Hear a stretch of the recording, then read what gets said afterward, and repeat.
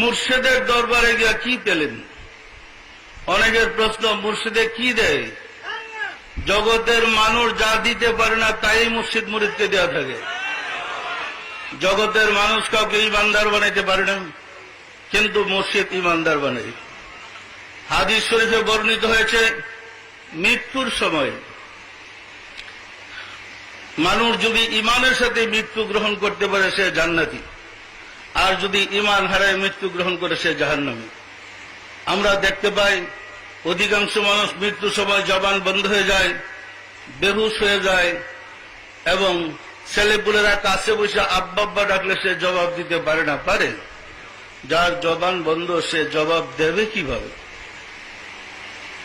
ওই অবস্থায় যদি মৃত্যু গ্রহণ করে সে ইমান নিয়ে কবর যাবে কিভাবে? মৃত্যুর সময় ইমান নিয়ে যাওয়া বড় কঠিন ব্যাপার। যেমন ধরেন, প্রথমত হচ্ছে মৃত্যুর যাতনা। একটা মানুষ কোন না কোন রোগে মারা যায়, ওই রোগ ব্যাধির কষ্ট।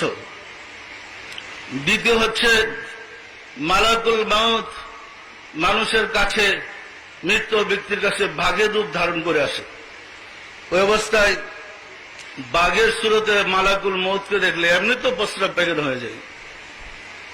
তৃতীয় হচ্ছে ছেলে মেয়ে, পরিবার পরিজন সবাইকে ছেড়ে, ধন সম্পদ সবাইকে ছেড়ে খালি হাতে আমি যাইতেছি, সেই কষ্ট। চতুর্থ হচ্ছে হাদিস শরীফে বর্ণিত হয়েছে, জন্মদাতা পিতা এবং মায়ের রূপ ইবলিস ধারণ করে ডাইনে এবং বায়ে এসে বসবে। আসলে কিন্তু ইবলিস পিতামাতা নয়। এসে পিতার রূপে ইবলিস বলবে, বাবা তোমার আল্লাহ একের বিষয়ে তুমি বলো। সন্তান অসহায় হয়ে মায়ের দিকে তাকাবে।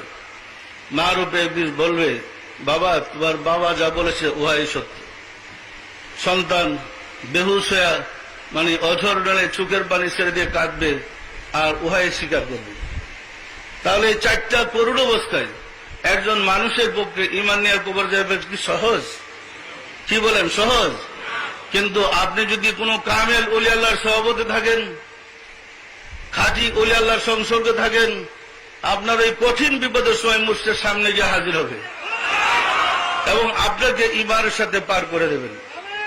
এই পথ ছাড়া ইমান নিয়ে কবর যাওয়ার কোনো ব্যবস্থা নেই। সুতরাং মুক্তি পেতে হলে ওলি আল্লাহদের সংসর্গ ব্যতীত আর কোন পথ নেই। অতীতে যারা মুক্তি পেয়েছে ওলি আল্লাহর গোলামি করেই মুক্তি পেয়েছে।